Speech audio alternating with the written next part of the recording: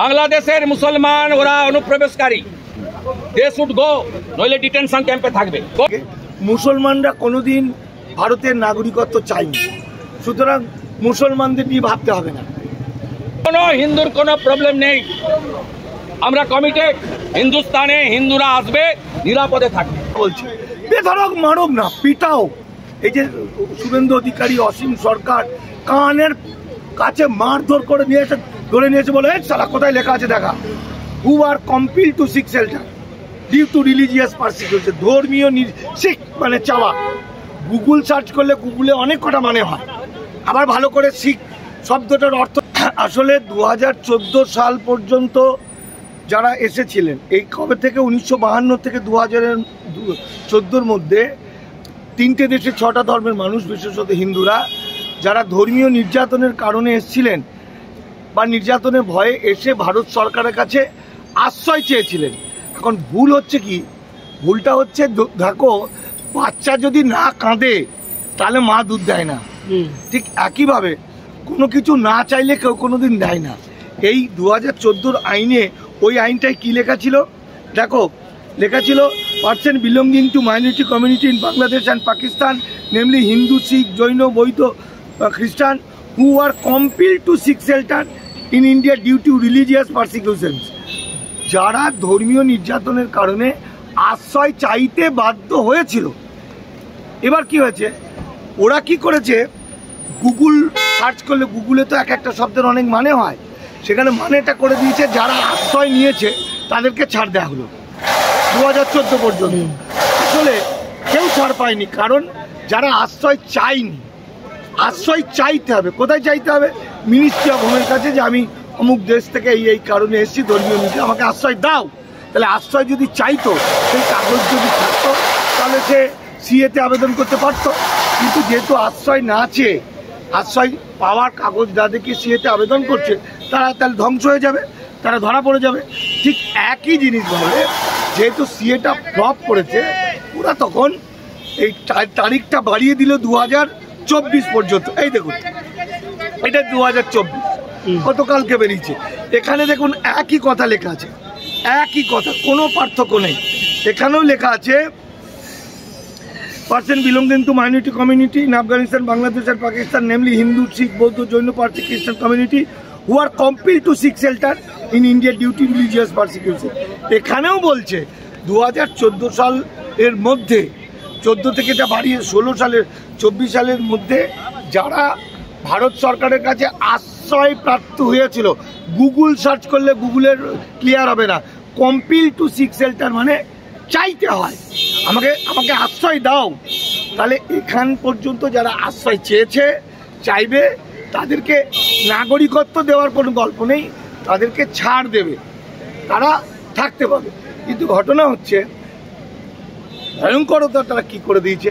একদিকে immigration and foreigners act লাগু হয়ে গেছে, পরশুদিন এটার বিল হয়ে গেল, মানে রুল হয়ে গেল। ইমিগ্রেশন অ্যান্ড ফরেনার্স অ্যাক্টে বলে দিচ্ছে 1952 সাল থেকে আজকে পর্যন্ত যারা পাসপোর্ট ভিসা নিয়ে আসেনি বা এসেও ফিরে যায়নি বা নাগরিকত্ব নেয়নি, তাদের 10 লাখ টাকা ফাইন, 10 লাখ টাকা পর্যন্ত 7 বছর জেল। একদিকে এটা করেছে, অন্যদিকে ডিটেনশন ক্যাম্পের ঘোষণা করে দিয়েছে। প্রতিটি জেলায় ডিটেনশন ক্যাম্প হবে, এমনকি এক একটা এরিয়া ধরে ধরে ডিটেনশন ক্যাম্প করবে। তাহলে ডিটেনশন ক্যাম্প শুরু হয়ে গেল। আবার এসআইআর করে অসংখ্য মানুষ, না 2 কোটি মানুষ খালি আবেদন করতে পারবে না, আর আবেদন যারা করবে সে তো 2 কোটির বেশি বাতিল হবে। অথচ দেখো, এই যে মানুষগুলোকে একসঙ্গে ঘিরে নিল, বাঙালি জাতিকে, মুখে বলছে মানুষকে ঠকানোর জন্য যে হিন্দু উদ্বাস্তুদের নাগরিকত্ব দেওয়া হবে বা ছাড় দেওয়া হলো 2024 সাল পর্যন্ত, যাতে এরা ভোটের কাজে লাগে। মানে এদেরকে ভোটের আগে ভোটটা নিয়ে এমনিতেই এসআইআর এর নাম বাতিল হয়ে যাবে, 26-এ ভোট, হ্যাঁ, যে এসআইআর এর নাম বাতিল হয়ে যাবে। তবু যে কজন থাকবে তাদেরকে ঠকিয়ে, তাদেরকে দিয়ে মুসলিম বিরোধিতা করে, মুসলিমদের কেটে ধরে মেরে একাকার করে পুরো বাংলায় একটা দাঙ্গা লাগানোর জন্য একটা পরিকল্পনা করেছে। শুভেন্দু অধিকারী বলছে যারা হিন্দু তাদের কোনো চিন্তা নেই, আর যারা বাংলাদেশি তাদেরকে এখন কোনো ঠাঁই নাই। এটা তো বিধানসভার সামনে বললো। আচ্ছা, শুভেন্দু অধিকারীর তো ঠাঁই নেই। শুভেন্দু অধিকারীর মা তো বাংলাদেশ থেকে এসছে 1960 সালে ইললিগাল মাইগ্রেন্ট হিসাবে। তাই তো শুভেন্দু অধিকারীর ঠাঁই নেই, তাই তো? ও নিজের কথাই বলছে ভালো ছেলে হয়ে গেছে, কিন্তু ব্যাপারটা তা না। ব্যাপারটা হচ্ছে শুভেন্দু অধিকারী মতো জালিয়াতরা, অমিত শাহর মতো নরখাদকরা এবং অসীম সরকারের মতো মিথ্যাবাদীরা, এরা বাংলা এবং বাঙালিকে ধ্বংস করার জন্য শেষ পর্যন্ত যাবে, যতক্ষণ পর্যন্ত বাঙালি ওদের উত্তম মধ্যম দিয়ে না তাড়াচ্ছে, বাঙালি যতক্ষণ পর্যন্ত ওদের ঝেঁটিয়ে বিদায় না করছে। আজকে শুভেন্দু অধিকারী টাকা পয়সা খরচ করে বিজেপি বিভিন্ন ইউটিউব চ্যানেলকে টাকা দিচ্ছে, মুসলিম ধর্মাবলম্বীদের, তারা বিজেপি হয়ে কাজ করছে, তারা মানুষের মাথাটা খেয়ে নিচ্ছে।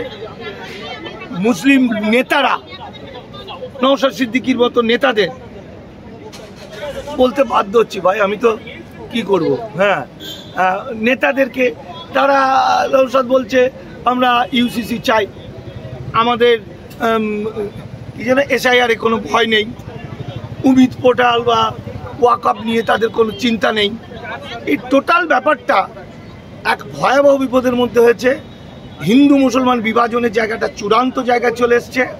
এখন যেভাবেই হোক হাজার হাজার কোটি টাকা খরচ করে বিজেপি RSS বাংলাটাকে দখল করে দেবে এবং বাংলা হবে ভারতবর্ষের সবচেয়ে বড় কৃতদাসদের হাব, যেটা সুবে বাংলায় একসময় ছিল।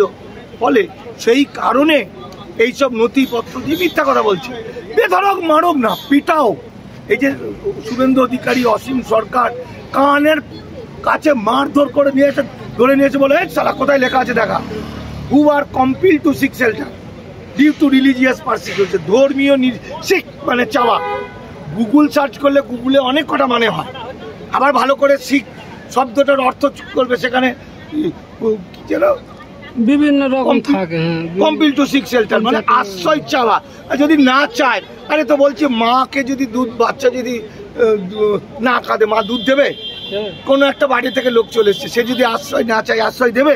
তাহলে চাইতে হয়, চাওয়ার জন্য আলাদা পোর্টাল আছে।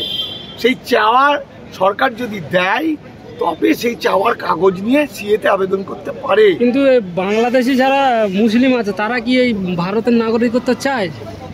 দেখুন, দেশভাগে বলি হয়ে যেহেতু মুসলমানরা আসেনি, মুসলমানরা যে কজন কাজের জন্য এসেছিল পেটের দায়ে, এটা পৃথিবীর ধর্ম, তারা কোনোদিন নাগরিকত্ব চায়নি। পুশব্যাক করছে, তারা বাড়ি চলে যাচ্ছে, তারা বাড়ি চলে যাবে। বর্ডারটা খুলে দিলি তারা পালাবে, ভারত থাক, তাদের দেখার দরকার নেই। এই যে রিক্সা চালার বন্ধু, বাড়িতে কাজ করে, খুব সাধারণ সাধারণ কাজ কারা করে? এই মানুষগুলি তো সমাজটাকে বাঁচিয়ে রেখেছে। হ্যাঁ, এই যে মুসলমান ভাইরা কথা করে, এই যে শ্রমিকের কাজগুলো করে, একদম নিচের লেভেলের কাজগুলো করে দুটো পেটের জন্য, তবেই তো সমাজটা বেঁচে আছে, তা নাহলে তো সমাজটা থাকবে না। সেই জায়গা থেকে মুসলমানরা কোনোদিন ভারতের নাগরিকত্ব চায়নি, সুতরাং মুসলমানদের নিয়ে ভাবতে হবে না। আমরা কেন মুসলমানদের নিয়ে ভাবছি না? মুসলমানরা যেহেতু ধর্মান্তরিত, যেহেতু ভোটার কার্ড, আধার কার্ড, প্যান কার্ড সব কিছুতে বানান ভুল থাকে, ঠিক আছে, যেহেতু ধর্মান্তরিত হওয়ার পর শেখ আলম ইত্যাদি নানা রকম চেঞ্জ হয়ে গেছে, ফলে টেকনিক্যাল কারণে যখনই বিজেপি কি করবে, কায়দা করে মামলা দিয়ে দেবে, মামলায়ও জিতবে, কিন্তু মামলা লড়তে লড়তে বাড়িঘর সব চলে যাবে। ফলে হিন্দু মুসলমান সব এক হয়ে এখন বাঙালি হয়ে লড়াই করতে হবে। Thank you.